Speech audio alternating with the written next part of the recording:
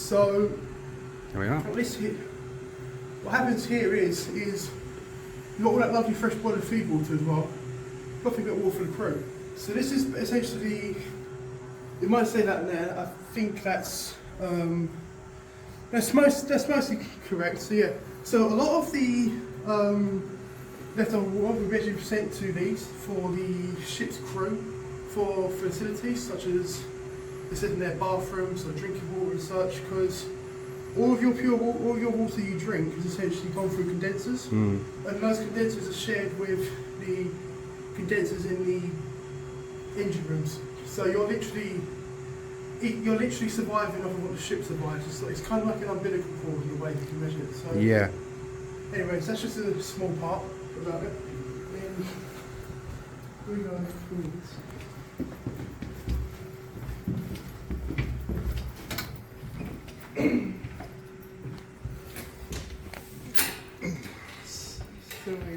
Yeah, there we are. Yeah. So, one of the things that proved my point there is, in the 1950s, Belfast got refitted with new, basically sinks and bathrooms. These are right next to the boilers, so you can get all that lovely warm water and also fresh water straight away. So they actually recycled to steam, because steam is a closed loop, but you always have some loss, so for like steam whistle or something like that. This is an excellent way to keep efficiently use your steam system. Not only because it's consistent, but plus Belfast is a town class cruiser, and because of the Washington Naval Treaty, which is it's too much to explain right now, we can channel for something like this, track NFL. Yeah. Basically, the town class cruisers were limited to 10,000 tonnes apiece, so you had to keep the ship's design within 10,000 tonnes displacement, otherwise it would break the treaty limits. So basically stuff like this where it's, making dual use of all the systems you can get, wonderful idea. Brilliant. And then I'll show you.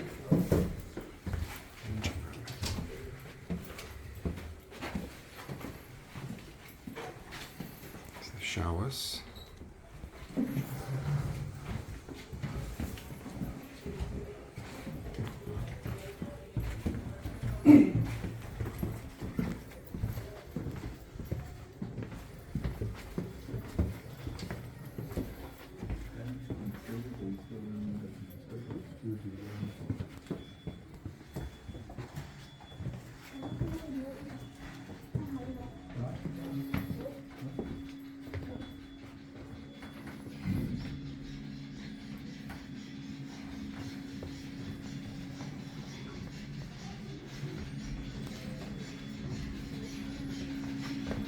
Zo.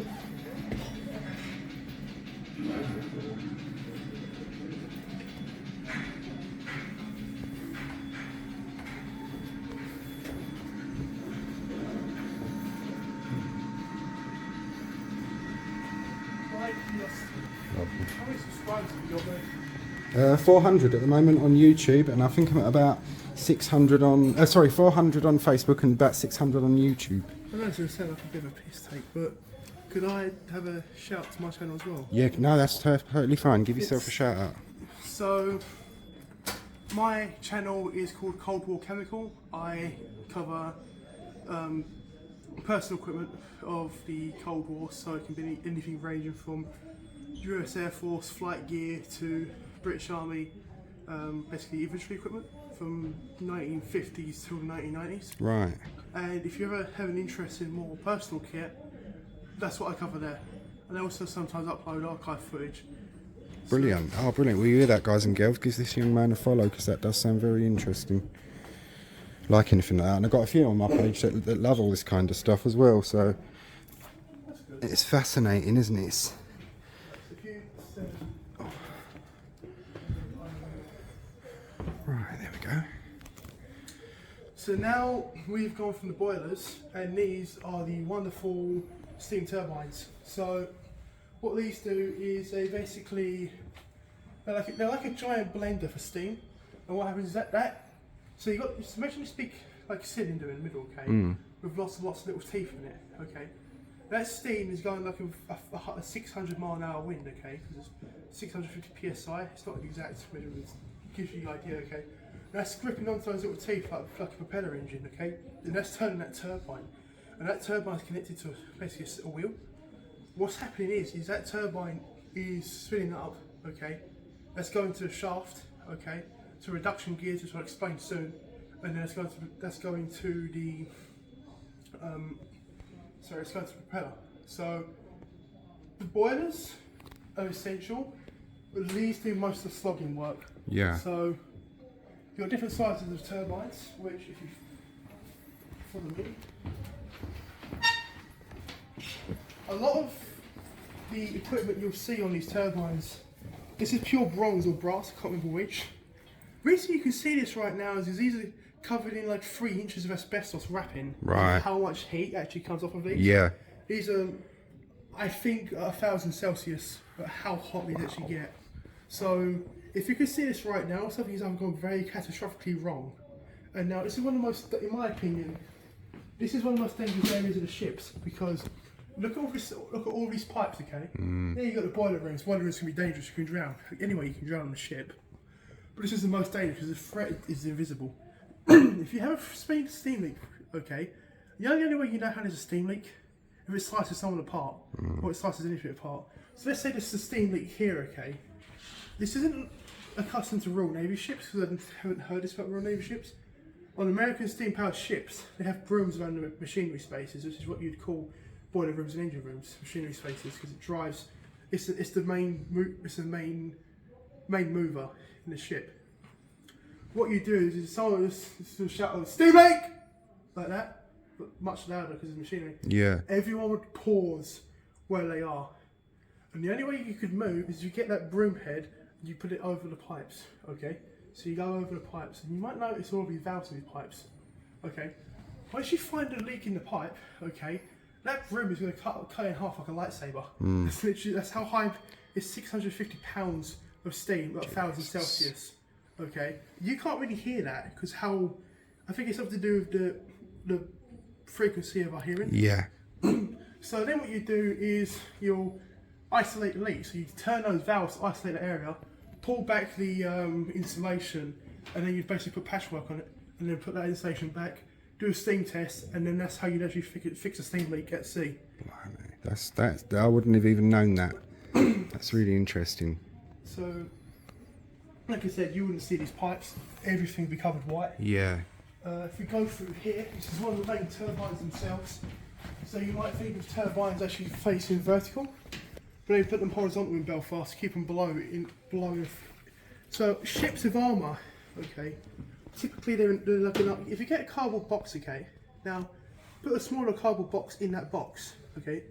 That smaller box is your armour system, okay. You cannot armour the whole ship. There's no way you can armour the whole ship because of weight, treat restriction. Okay, the ship will sink from being basically a floating block of steel. So what you do instead is you armour the most important parts. Okay, so if you'd actually seen the outside of Belfast, you might have seen like the grooving on the side. Yes. That's the main armour belt. You've got a 3-inch armoured deck over machinery spaces and magazines. Okay. So they're the important parts. If they get hit, the ship's not moving. Yeah, that's where I was before I came to this bit, yeah. But they've also got 4-inch belt armour, okay? Another thing that helps with the armour on them ships is Belfast have a thing called a splinter deck. So you've got the main armour deck here, okay? And then the deck above will just be like aluminium. What will happen is that will activate the fuse of an armour-piercing bomb. Okay, that little bit of metal is just gone. But all the fragments of the armour-piercing bomb is going to hit the armoured deck but won't penetrate. And same with a shell. So you only armour the most important parts of the ship. Yeah. So if wherever you're sleeping, you know, in your hammock, you're sleeping at your crew accommodation, no one's in there during battle. Everyone's in their places. That can be torn to hell. The ship is designed to have so much reserve of buoyancy within its armoured citadel. Look, if all of the outside the citadel floods, then it's all the unimportant stuff. So like you're not going to need a postman during battle, a battle of North Cape. All of that can be gone, but all of this will be fine. So that's why you might have seen on the video the auxiliary steering space. Yes. The Admiral would be in the bridge, but you would be steering from inside the ship. Right. Inside that armoured box. So these are horizontal to keep them within inside that armoured box without being too high. Right. It also keeps down the top weight because you don't want the ship to be too top heavy. Yeah. It can capsize. So if we keep going forwards. Okay. Again, look how big that valve is there. Wow. The asbestos on that. That's what he was saying about the asbestos By the way, all of covering. this has basically been covered in PVA glue, so Yeah, it's completely safe. Yeah. Yeah, I did. Yeah. I wouldn't lick it though. It doesn't taste very No, nice. I can imagine it doesn't. Yeah. So if we come to this part here, if you look down here, well, there's more machine spaces. All of the engineering bits have been opened up. So that's one of the gears.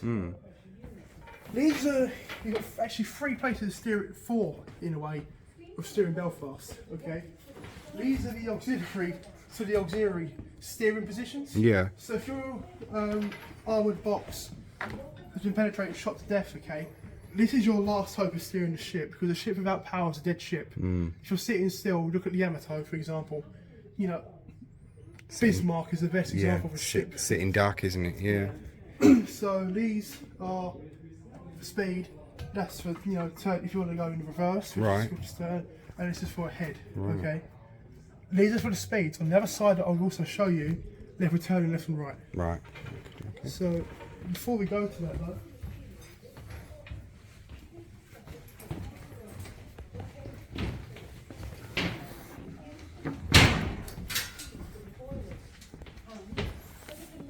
This is one of the main control panels. Right. So this is where you monitor all your systems. If you see steam pressure rising or draining, there should be a sound power. There should be a sound tube somewhere. Yep, there's phones here. Yeah. These ones aren't sound powered. These ones are actually mechanically powered. There's sound powered ones in there if you want to get. Right. In here, mate. Oh, sorry. There's no phone in there, but if you see. Yeah, I see. Yeah. Your attention, please. This is a visitor's announcement. Would Ben... I'm rushing because I have to go. This is where you'll see turbines. Okay? Right. Yeah. So there's a turbine blaze in there. If we quickly go around here, these are the gears. Like I said, these are reduction gears. These are your high-speed gears. Yeah. You've got you've got another floor down there. These are all your gearing. So if you want to get a good shot of that, mate, I'm going to quickly I'll rush off. 'Cause I have to go. Yeah. Okay. Yeah. Oh, thanks ever so much for that, Ben. I appreciate that. It's alright. When you see the other big handle valves over there, they're the ones to turn the ship. Right. Brilliant. Thanks very much. Wish you well. Wish you all the best. Cheers, mate. Thank you. Take care. Channel again? London Luke, Living History Is page. that all one word? Yeah, it's all one. No, it's all separate words on Facebook and on YouTube as well. Cheers, mate. All right, lovely. Thanks very much. Take care, mate. Oh, brilliant. Thank you. I'll add you back. Cheers. Take care, mate. Bye. Wow, that young man's knowledge was amazing.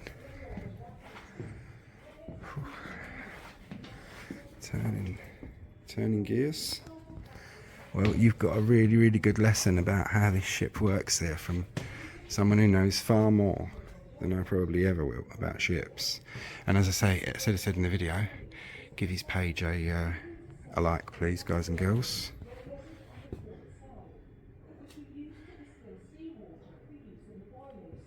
Right, so I'm going to end this one because I'm going to need to edit out what he wanted me to edit out. Right, so join me again for the next part.